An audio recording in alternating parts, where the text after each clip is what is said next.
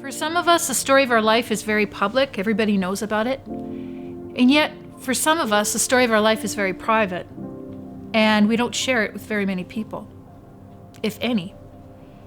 Tonight, my hope is that our guest will encourage you that no matter where you are on your journey in life, that you would know that there's hope, no matter what you're going through.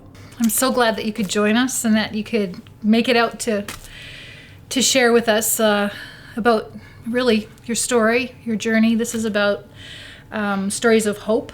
And I think, Allison, you have a lot to encourage us with in our own lives, in our own journey, by telling your story. Oh, well, thanks. Thanks for having me. Can you just introduce yourself in the sense of your family, what you do? Sure. Well, if you haven't seen me around Soul Sanctuary, my name is Allison, like Sharon said, and I'm actually on staff. So I'm the Director of Administration Facilities. Basically, I take care of all of our staff and Jerry and our facility. And aside from that, I am a single mom to an energetic, fantastic, creative 11-year-old. So that pretty much takes up all my other time. Otherwise, you can, I don't know, find me with either friends or in the Girl Guide community. So it's kind of like what I do in a nutshell. Very cool. What's your daughter's name? Michaela. Or Mickey. Most people know her as Mickey. Yeah. Okay. Yeah. And she's lovely. Thank you. She's really lovely. That means a lot to a mom. Yeah, well, she is. We've really enjoyed her. Can you take us back to the beginning? Sure. So I would say, like, growing up, high school, wasn't the popular kid, but wasn't, like, outwardly bullied. Was just kind of one of those, average teens, I guess. But I would probably describe myself as, being quite insecure, overweight girl, didn't have a ton of self-esteem, was definitely in a place of, wanting someone to love me, thinking maybe that wouldn't happen, and such. And then I met this guy. He was fantastic. Definitely like funny and caring. And so we just bonded. We had known each other for a number of years already. So I had started dating and then became engaged and married 12 years ago. Yeah. And, things were looking great. Our future was looking bright. We welcomed our daughter, Michaela. Things were definitely a struggle. It wasn't easy, but we were making it work. It was okay. It was not the excitement that you were hoping for. Yeah. But yeah, like we made it through, and I would definitely say, even there, I can see God working. How so? And things, just provision, the fact that, okay, I was on mat leave, he was not working either, but just the provision we had, and we were always able to make it. We certainly had people around us who were supporting us. Yeah. Obviously my family was nearby. His family at the time, his parents were in Winnipeg as well. Yeah. And we had our church family. So we definitely had people who supported us emotionally, and it was good. We had hit a kind of uphill wall, I guess you could say, with our finances. We had just been evicted from our apartment and have anywhere to go.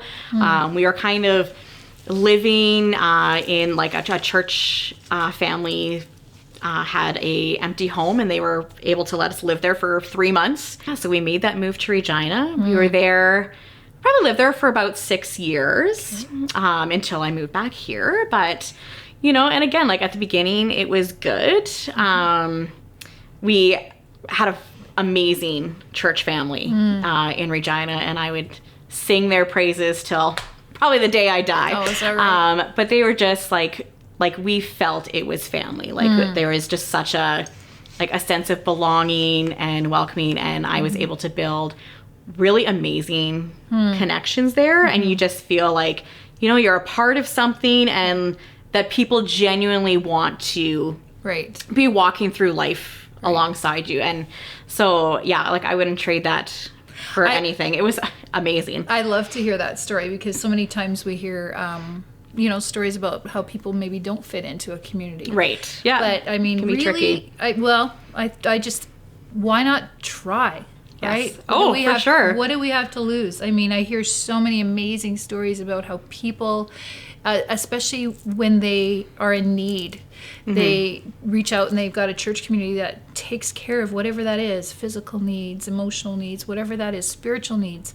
And I love that you shared that because I think it's such an encouragement. You know. Well, and that definitely comes into play as my journey progresses. Like, I think without that church family, like, I don't know where Mickey and I would be right now without them. How come? So things kind of started unraveling, I guess you could say. So, and I mean, like, later on found out that these things had been happening from the beginning.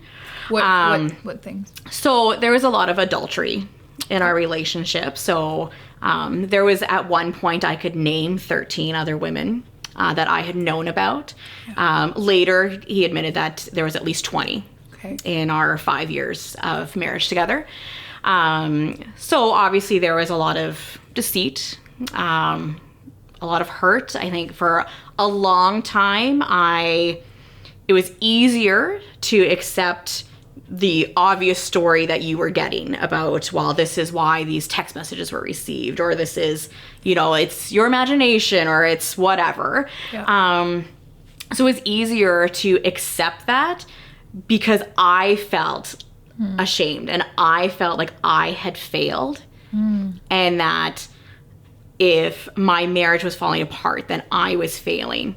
So it was just easier to just let it go. I certainly wasn't in a position yet where I felt enough strength that I could do life by myself. So, you know, like we put on, I guess, the show. You could call it a show. And I felt like our whole life was a sham, right? Like it was fake outwardly. I mean, I'm sure people could see that we were not amazingly perfect, but we were happy, we were good, like, you know, we had a good life. And do you think it takes a lot of energy to put that on? Oh, it takes so much energy to put that on. Yeah. It does. I wonder if there's less if we're authentic. For sure. You know, I mean, it's 100%. Maybe that sucks for people to know all our stuff, but I just, the weight. I often think of a backpack full of rocks. Yes. And when somebody carries that backpack around and they got all these rocks in the backpack, man, you get tired after a while. Yeah. And just to unload those, you know, one by one. And a part of that is just authenticity, right? Well, and eventually got to that point where that's the result I got to. Like, I was able to get strong enough, and I knew I had support, and I knew that God had a plan for me, regardless of where I was in that moment. And, you know, in the midst of it, like, even like our families didn't know. Like, you know, my parents were here in Manitoba. They certainly knew there was troubles, but definitely not like the extent of what was going on. Because like there was the adultery, like I mentioned. There was a lot of financial issues. There was money going missing. At near the end of it, like I would say in like the 5th year, there had been a second job picked up at a bar at a club. So again, women, but also, you know, the overuse of alcohol, the use and sale of drugs was starting to happen. So it really got to the point where, you know, like the nail in the coffin, I guess you could say, for me, and just a realization that I just could not do this anymore. I couldn't pretend anymore. Was when my 4-year-old at the time, you know, told me that Daddy's friend had come over while Mommy was at work, and they were alone in the bedroom, and like my daughter was there. And like I remember calling my mom the next day and just like, you know, losing it, because it's like, how do you even process that? Because I mean, sure, brokenhearted, disgusted, never hateful. I didn't get there. But it was like the broken heart, just like disgusted that someone who loved you would do that. Wow. Yeah. To you. And just really I mean, like there is a little bit of like, okay, like I'm scared for what our future is. Especially when like the drug stuff came into play as well. Like that's a security thing for me when I found out about that. Okay. So it was at that point that I had reached out to our pastor at the church in Regina at the time and was able to get some guidance and counseling. And, you know, like I had felt, again, like a lot of shame. I certainly felt for sure that I would be judged. Right? Like I was scared of the judgment because of the stigma around divorce. And I have to tell you, I have never once felt judged by anyone in my Regina church community, anyone in the Soul church community. Like I've received nothing but support. And it took me, like, I spent years in struggle and pain by myself because I didn't want someone else to know. And like it really, like the best things came from me telling people. Yeah. I appreciate that, because I think sometimes there's no question that there's people that are judged that come from, you know, a place where they say, I've been in a church, I've been judged. And I mean, I've met people that say they will never go back. Yes. But not all churches are like that. No, not exactly. all Christians. Well, I don't even know. I don't even want to. To me, a Christian is somebody that comes from a place of understanding and just being present, being a listener, and enveloping people, you know, into their community, not shunning people. So I just, I love hearing that, because I want to say, don't paint everybody with the same brush. Yes. Yeah. Right? For sure. There are amazing communities that will totally bring you in or take you in and not judge you no matter what your life circumstance is. Yeah. And that's exactly what I received was the positive result. And had been worried about it for so long and was able to get the support I needed. You know, the support to confront him with, I'm aware these are stories and I'm not being told the truth. Yeah. And it's like, we're done that now. Yeah. So we spent a number of years being separated in the hopes of reconciliation. I still had hope for that. And so the church was supporting us in that, but then also supporting Michaela and I. Like, it wasn't like broadly shared, obviously, like it was private pain. Yeah. But we had like a small group that we belonged to, and like those people totally supported us. So probably about a year into our separation, he made the move to Melfort, which is where his parents were living. Okay. And in the hopes that he could get away from people that were aiding in his struggles. Okay. Yeah. And that hopefully he would, you know, start to heal some of those things that he was dealing with, so that he could possibly, again, that we could reconcile and that he could be a dad for Mickey, because at the time it was just not possible. Right. So he made that move. And probably around that time, like I was looking to make a job change. Okay. As well. Like I was managing a retail store. So you're working some evenings, you're working every Saturday. A lot of shifts. When you're a single parent, that is not the greatest. Right. And it just wasn't where I wanted to be anymore for Mickey. Right. You know, like she's with a babysitter every Saturday. Like it just wasn't working anymore. Yeah. I knew I definitely have like administrative gifts. So I was looking for a job kind of in that realm.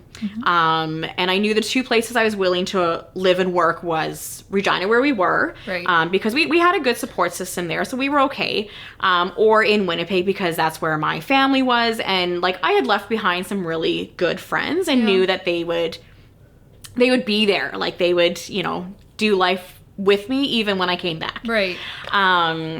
So I think it was by chance that, what was it, like January 2015, and a good friend of mine, like my best friend, she was like my maid of honor at my wedding. Oh, wow. And Yeah. we did university together, and she was always our third wheel. So we have a good history, her and I. And she, at the time, was on staff at Soul Sanctuary. And had just posted on Facebook and shared a job posting for an admin at Soul. And I didn't know anything about Soul at all, except that she worked there. I had never been there. I didn't know really anything about it. But I thought, okay, it's an admin position, and okay, it's in Winnipeg. And I kind of like checked my boxes. And I was like, you know, I'm going to just take a chance and I'm going to send in a resume and see what happens. And well, we know what happened because I'm here. But it is totally, I think, like, again, just a God thing. Like, you know, the fact that, you know, she shared it on her Facebook and I saw it and, you know, took the plunge and applied. And I went through the interview process with the admin at that time. I met with Jerry. Yeah. You know, I think I interviewed with someone else as well over the phone. And like, they didn't know me from a hole in the ground. Like, and I didn't have admin experience on my resume. Like I had managerial experience, many years of it, but not in an admin position. And he totally took a chance on me. And I think he called me and said, okay, we're offering you this job.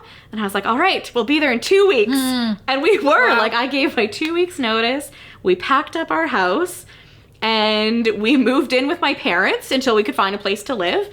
But like, we made that move in 2 weeks. And like, I've said to many people over the years, like so many times, that I've seen God in that move. Like, you know, like just his hand in our transition here. You know, like we're obviously, you know, have the support of my family. We have the support of friends. We've made new friends within the Soul Church community.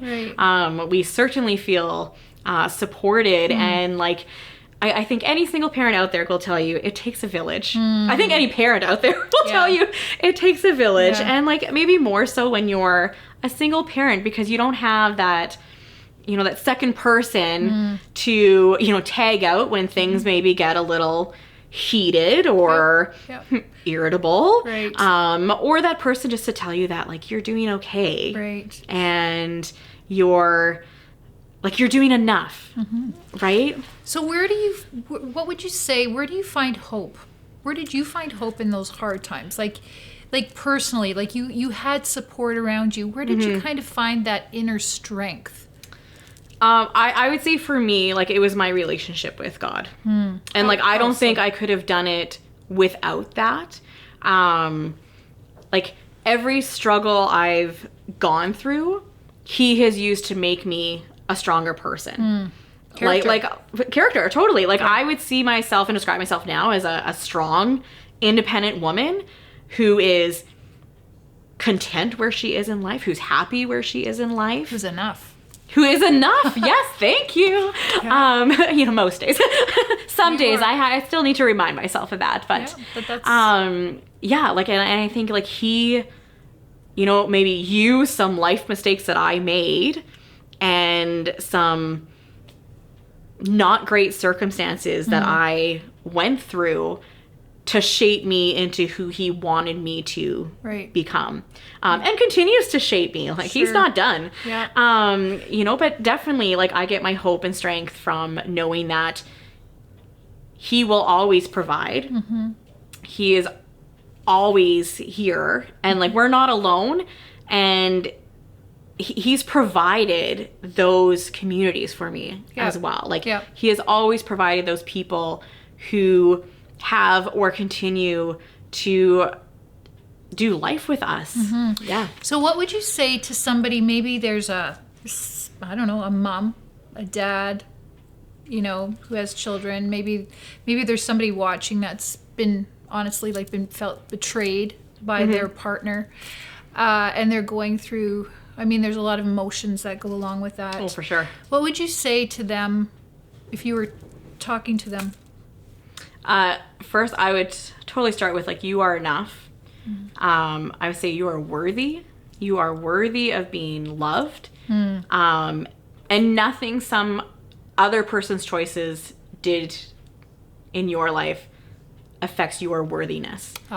Right? And I think so often, like when we're hurt like that, we can feel that, well, I wasn't worthy of being loved. And you are so worthy. God has told us all we are worthy. Right. I wonder sometimes too if when, you know, often hurt people. You've heard that before? Yes. Like right? For a long, long time, I don't trust easy. Like I'm not an overly trusting person.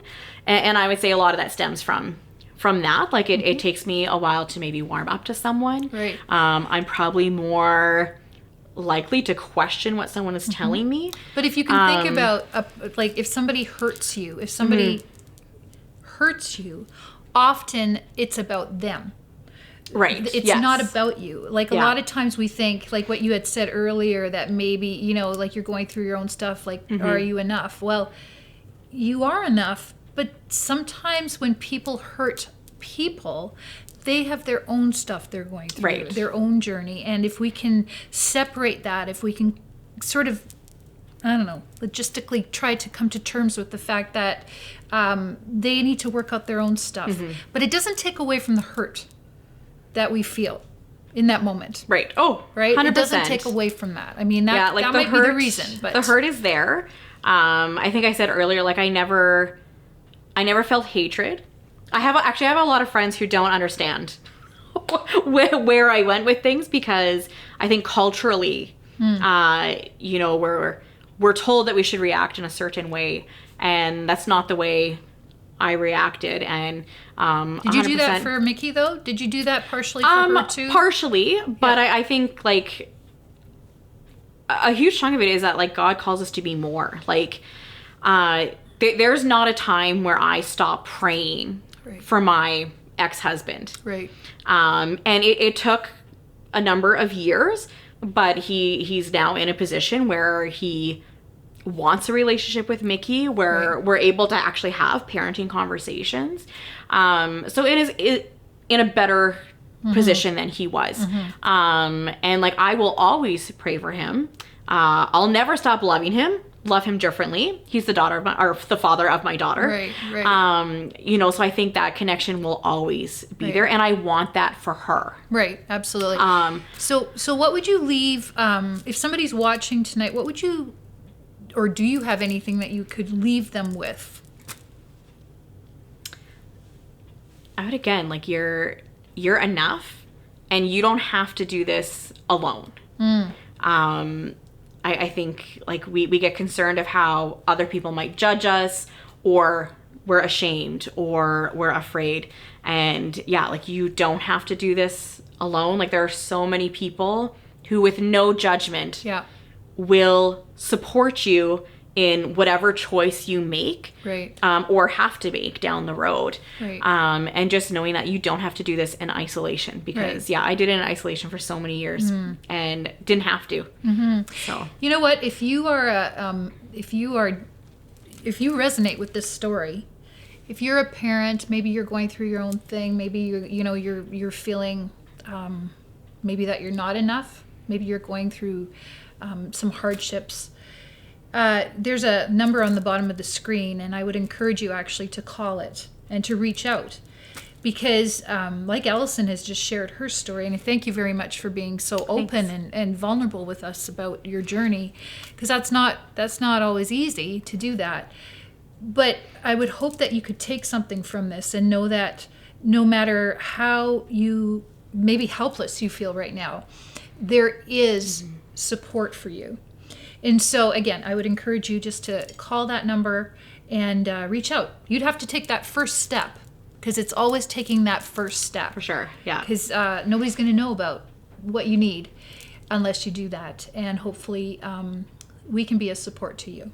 It's great having Allison here tonight to share her story with us. You know, as she talked about a relationship that she had with her partner that that ended up being hurtful, how she talked about reconciliation with just coming to terms with the fact that she's enough. Maybe some of her story resonates with you, and maybe you're a mom or a dad that's out there and you're raising kids on your own. Maybe you've been hurt by somebody, by a partner in your life, and you're just trying to come to terms with all of this and juggling it maybe on your own. Maybe feeling that life is unfair. And I just want to encourage you to reach out. Give us a call. We're here for you. We want to listen. We want to support you.